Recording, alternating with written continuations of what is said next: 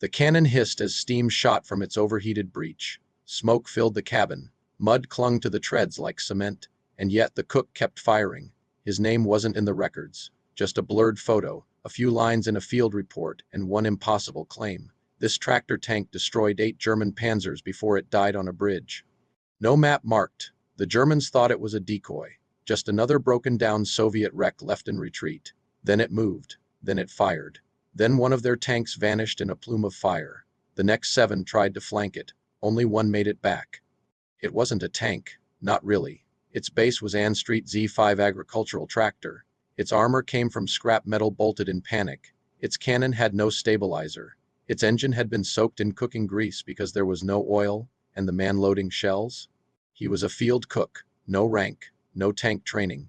Just someone who'd watched his unit get wiped out and decided he'd rather go down swinging. At 23, he could boil soup for 60 men. That morning, he built a weapon. They called it a miracle, but it wasn't. It was desperation, steel, and rage aimed straight at the 7th Panzer Division. The crew inside had never fought in armor before. They weren't engineers. They were leftovers men the Red Army didn't know what to do with. So they gave them a broken cannon, a dead engine, and told them to hold the bridge. The Germans sent real tanks. Panzers, IIIs, a few IVs. The Soviets sent a man with burnt hands and boiling oil down his sleeves. What happened next became whispered legend. Not because it was glamorous. It wasn't. It was ugly, loud, short. But when it ended, the Germans backed off. The bridge stood, and the tractor was nothing but twisted steel. Yet inside that wreck, they found shell casings. 8 spent, 2 unfired, blackened boots, melted fuses, and 1 dented ladle curled like a medal against the wall. This is not a story about machines. It's about what men build when they have nothing left. It's about what happens when the last soldier standing is a cook and the only armor between him and the enemy is whatever he can bolt on by dawn. This is the story of the kitchen tank, and the first and last battle it ever fought. The day before it happened, the cook was chopping onions. There was no front line anymore, just smoke, broken trees, and the sound of engines getting farther away. His rifle was gone. His boots didn't match. Somewhere up the road, the 144th Rifle Division was collapsing under the weight of German armor. He stirred cabbage in a dented pot, eyes burning from the smoke, when the order came down. Fall back or die here. No one said it twice, but he didn't fall back. Instead, he walked to the edge of the village and stared at what used to be a workshop. Burned rafters, twisted tools, and in the middle, half buried under ash, a tractor. Its tires melted, its hood split, but its engine block intact. He wasn't a mechanic, but he'd helped the driver once, changing belts, clearing fuel lines. He remembered the basics. He called over 3 others. One was a teenager who used to run a grain mill.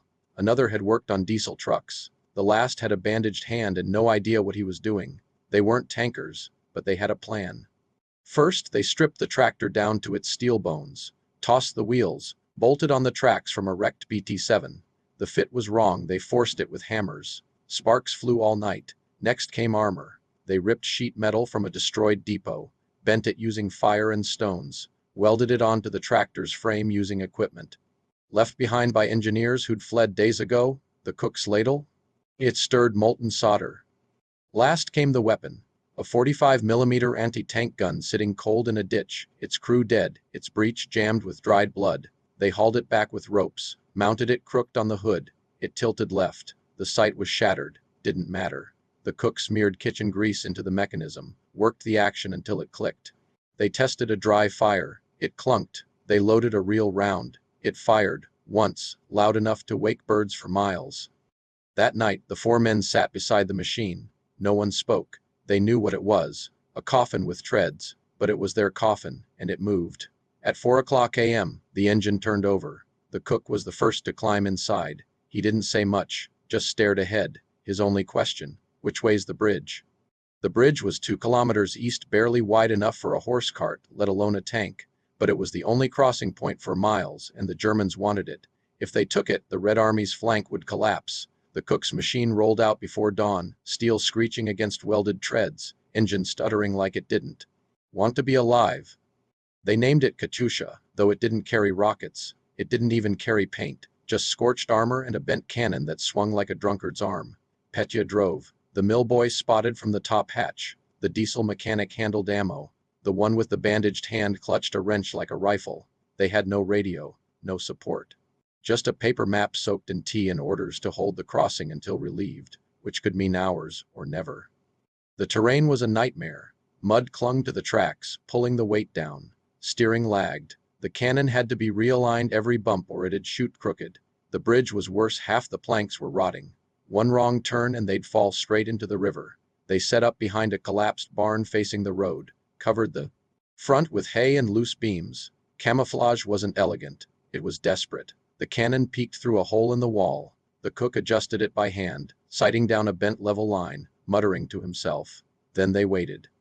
By mid-morning, German scouts appeared, motorcycles, light trucks, an armored car. Petya let them pass. His orders were clear: wait for the tanks. At noon they heard it, low rumble, steel tracks, multiple engines. Then came the Panzers. The first was a Panzer III gray, fast turret sweeping side to side. Behind it, two more and a half-track, packed with infantry. They rolled toward the bridge in a loose line, guns ready but relaxed. They weren't expecting resistance. Not here, not from the rear. Petya watched the lead tank roll onto the bridge, waited until its weight hit center. Then he gave the signal. The wrenchman pulled the firing lever. The cannon thundered. The shell struck beneath the turret, perfect angle. The Panzer jerked, then exploded. Flames erupted from the hatch. The bridge shook. German voices screamed before. The smoke cleared. They fired again. Missed. The second shell hit a tree. Petya cursed, recalibrated, yanked the gun himself. The mechanic jammed another round in. Third shell hit the tracks of the second tank. It stopped cold. The fourth round struck high through the view slit. That tank didn't explode. It just stopped moving. The half-track tried to reverse. They hit it with the fifth shell. Then the Germans started firing back. The barn disintegrated in seconds. German machine guns stitched the hay walls with fire. Then came the cannon fire. The roof blew off, beams cracked. Dirt flew everywhere. Inside, the makeshift tank rocked back and forth, every hit sounding like a hammer slamming a trash can. The cook didn't flinch. He yelled over the noise, voice hoarse, sight low. Hit the tracks. He cranked the cannon back toward the road. The mechanic was bleeding from a cut above his eye. The mill boy had dropped his binoculars. The bandaged man shoved another shell into the breach. They fired again. The sixth shot struck another Panzer straight in the engine deck. This one lit up like dry wood. Flames shot 10 feet high. German soldiers bailed out, running for the tree line. A round slammed into Katyusha's left side. The armor held but barely. A corner plate peeled off. Then the cannon jammed. Petya grabbed the ladle, the same one he used for stew, and slammed it against the breech. It didn't budge. The barrel smoked. The mechanism shrieked. He grabbed his kitchen grease and poured it in raw. The mill boy reached in with a rag, burned his fingers, screamed. Didn't stop. The breech clicked. Seventh round. Chambered. They fired. Another direct hit. The 4th Panzer went up in flames. They had one shell left. No radio. No backup. No chance of resupply. The bandaged man checked the breech. Empty. He turned to Petya, shaking his head. Petya stared at the horizon. More German armor was coming. At least 2 more tanks, maybe 3. Infantry behind them. They were reloading, flanking, closing fast. The engine groaned beneath them. One tread was loose. They couldn't move. Petya climbed halfway out of the hatch, spotted the tank line, did the math. 8 tanks total. They'd hit 4, disabled another. Half the line gone. He ducked back inside, looked at the final round. He didn't speak, just pointed. The cannon turned one last time. The Germans were maneuvering now. Smarter, wary. But that last shot had to count. They waited. And then, like ghosts, the next 2 Panzers crested the ridge. The cook whispered, now. They fired. The last shell struck just behind the turret ring. The 5th Panzer stopped cold, smoke pouring from its rear hatch. No explosion this time. Just a mechanical death rattle as it shuddered to a halt. The crew inside bailed out fast, crawling over the hull, stumbling as they ran for cover. The German formation faltered, but they weren't done. A 6th tank rolled up the left flank, bypassing the wrecks. It opened fire. The round hit Katyusha square in the front plate. The metal buckled. Inside, the mill boy flew backward, slammed into the gun rack. He didn't get up. The mechanic checked for a pulse. Nothing. No time to mourn. Petya shouted, move. Turn the hull. But the tracks were locked. Another hit shook the frame. Sparks burst from the ammo box. The bandaged man grabbed the fire blanket, smothered the flames before they caught. Petya yanked the cannon sideways, no shells left. The Germans knew. Infantry advanced now, cautiously, rifles up, expecting a trick. One soldier tossed a grenade toward the barn. It bounced off a beam and exploded in the dirt. The concussion rocked the cabin again. Petya coughed black smoke, wiped his eyes, looked down at the mechanic wounded and pale, trying to reload a gun that had nothing left to fire. Another round hit the side. The right tread snapped. The tank tilted. The German tank flanking them now had a clear shot at the rear. Petya didn't wait. He opened the hatch and climbed halfway out, holding the last thing he had, his ladle, blackened and bent, now just a handle. The German gunner didn't fire. He paused, confused, watching. This soot-covered figure wave a piece of metal in defiance. Then another explosion rocked Katyusha, this time from underneath. A mine? Artillery? No one knew. Inside, the mechanic screamed. The bandaged man was gone. The interior filled with flame. Petya dropped back in, grabbed the wounded man by the collar, dragged him toward the hatch. He pushed him out, then climbed out behind him just as the tank took its final hit. The cannon split in half. The chassis collapsed in on itself, and the kitchen tank, after killing or disabling 8 armored vehicles, died in a smoking crater beside an unnamed bridge east of Smolensk. Petya rolled onto his back in the dirt. The sky above was gray. His ears rang. His hands were blister dry, but the tanks had stopped coming. He'd done it. They had stopped the Germans, if only for a day. The battlefield went quiet, not with peace, just absence. The kind that comes after everything explodes and all that's left is smoke. And limbs and metal you can't recognize. Petya couldn't hear anything except the high whistle in his skull. His left eye was swollen shut. His fingers bled through scorched gloves, but he could still move. That was enough. He crawled toward the mechanic, the only one left. The boy was wheezing, eyes glassy, trying to speak. Petya pressed a rag against his side. "You'll make it," he lied, then looked back. The tank, or what remained of it, was a smoking carcass. One tread hung off like a torn tendon. The cannon had snapped in half. The makeshift armor had peeled away, exposing the tractor's frame underneath. It didn't look like a machine of war anymore. It looked like scrap. And yet, surrounding it, 5 burned-out Panzers, 2 disabled tanks, 1 gutted half-track, 8 German vehicles, stopped cold by 4 men and a salvaged cannon. Petya tried to stand. His knees buckled, so he crawled, dragged the mechanic behind a fallen beam, hid them both in the tall grass beside the riverbank. German voices echoed. In the distance, footsteps, then silence. They didn't come back. The enemy must have assumed the crew was dead or didn't care. Either way, Petya wasn't going to wait. He bound the boy's side with a torn shirt, left him hidden beneath branches, and limped west. He didn't know where the front line was, didn't know if it even existed anymore. He just followed the road, one step at a time. By nightfall, he reached a burned-out village, saw movement, raised a stick like a rifle, nearly collapsed when the shadows replied in Russian. A scouting patrol from the 20th Army, shocked to see anyone alive, let alone walking. Petya didn't speak at first, just pointed back toward the bridge. The officer thought he was delirious, but the next morning they found it. The tank, the wrecks, the gun mount torn from its base, German equipment scattered across the road, and the bodies of the mill boy, the wrenchman, the mechanic, who'd bled out in the night. All covered with grass, as if someone had tried to give them a burial before slipping away. Petya never saw combat again. His injuries kept him from the line. The war moved east, and his story, like so many, faded into the fog. But among a few men in the 144th, a name remained. They called it the kitchen tank. They never built another like it. The war rolled on, oblivious. New tanks arrived from factories east of the Urals. Real tanks with welded turrets and trained crews. Names like T-34 and KV-1 started pushing the Germans back. The Soviet lines stiffened. The 144th Rifle Division was absorbed into a restructured corps. Men died. New ones replaced them. The tractor was forgotten by command, but not by the scouts who found it. One of them, Lieutenant Birikov, snapped a photo before they left.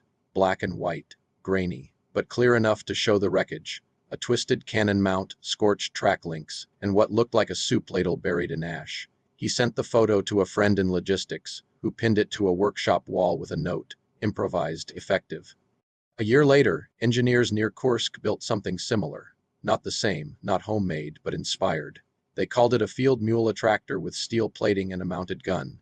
It broke down constantly, but in July 1943, 2 of them helped hold a supply road during a German breakthrough.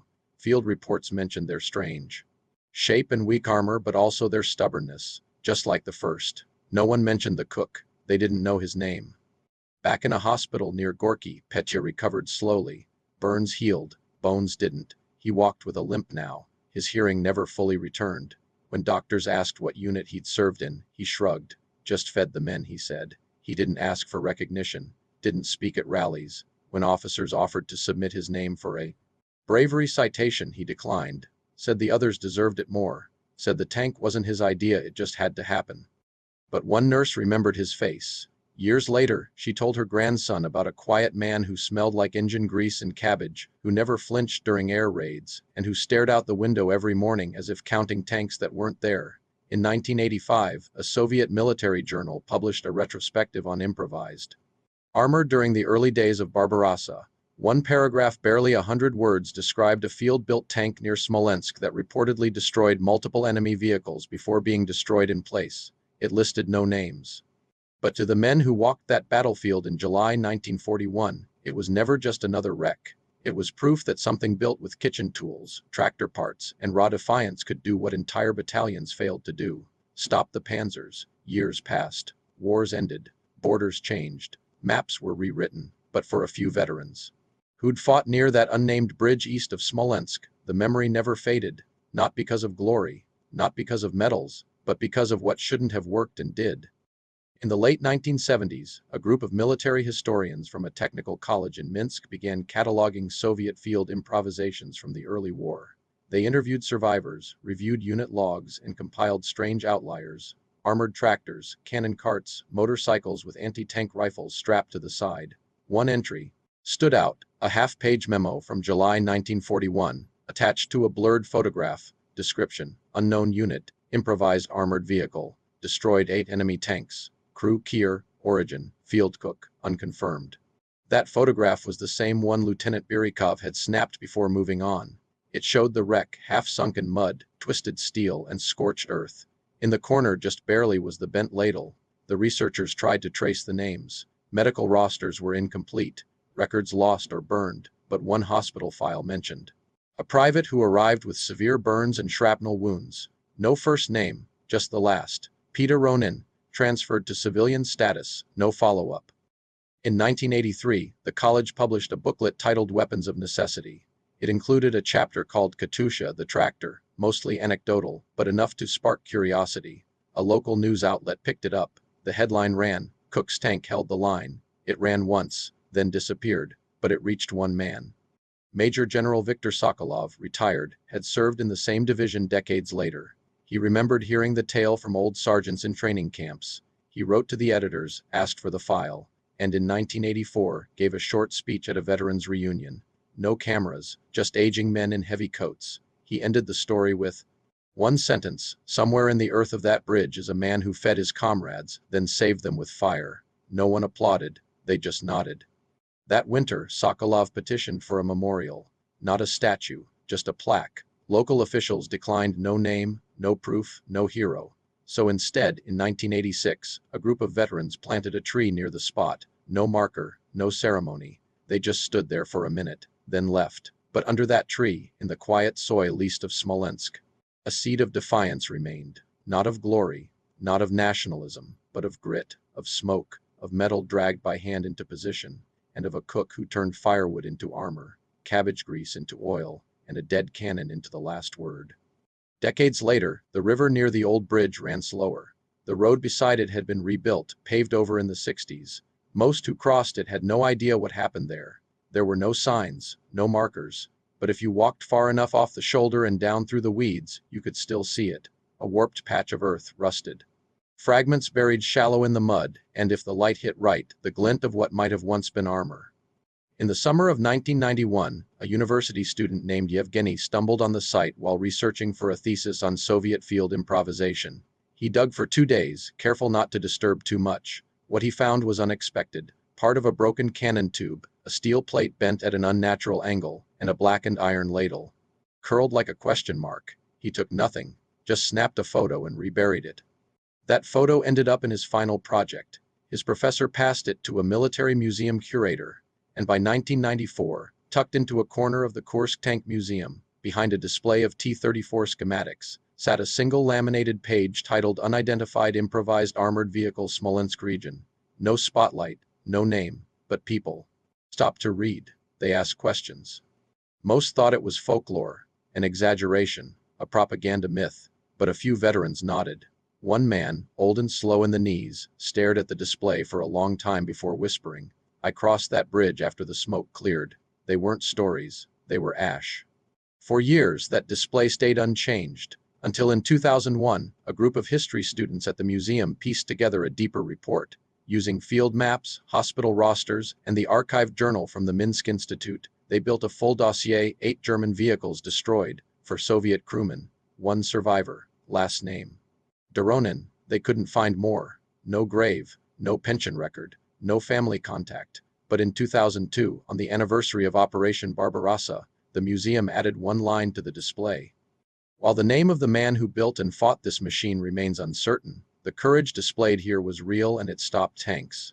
No one celebrated it with speeches. No politicians cut ribbons. But in that quiet corner of the museum, where the light barely reached, visitors paused longer than anywhere else. Some just stared. At the ladle behind the glass, burnt, bent, ordinary, but not forgotten. In the end, the cook's name may never be confirmed. No medals were awarded. No records found. No family claimed the story. And yet his legacy outlived tanks, armies, and empires. In the small villages near Smolensk, older farmers still speak of a tank that came out of nowhere, stopped the Germans for a day, then vanished in fire. They say it moved like a wounded ox, fired like thunder, and left behind nothing but smoke and silence. By the early 2000s, the bridge had been reinforced. Traffic crossed daily. Buses, trucks. None paused to remember. But one winter morning, a group of school children on a field trip stopped by the museum in Kursk. They gathered around the display, read the story, looked at the bent ladle. One boy asked the guide, "Did it really happen?" The guide paused, then answered, "Enough of it did." Not far from that museum, in a town whose name faded from most maps, an elderly woman passed away in 2007. Among her belongings, tucked in a wooden box, was a faded photo of a man in a kitchen apron, standing beside a tractor. The back read, "Petya, 1940. No one ever linked it officially, but the timing matched. The face matched, and in her will, she left behind only one sentence: "He fed men when they were hungry, and he protected them when no one else would." The Soviet archives remain incomplete. War devours paperwork just as it does people. But the field reports didn't lie. The bridge was held. 8 tanks were destroyed. The wreckage was found, and 4 men were buried nearby, one half burned, one with shrapnel wounds, one crushed beneath treads, and one curled beside the cannon, his hands still wrapped around the firing lever. And so, while this story centers on a man called Petya, a field cook who became a tank commander for one impossible morning, his identity is a composite drawn from multiple real Soviet soldiers who died in similar circumstances. Their courage wasn't written in official dispatches, but in steel and ash, among the documented names honored. Here, Senior Sergeant Nikolai Marchenko, Kier near Smolensk, July 1941. Junior Technician Mikhail Ilyin, Kier near Smolensk, August 1941. Corporal Petr Doronin, Kier. Confirmed field casualty report, July 1941. Thousands more like them built, fought, and died in machines that weren't supposed to work. But sometimes in war, what isn't supposed to work is exactly what saves a line from breaking.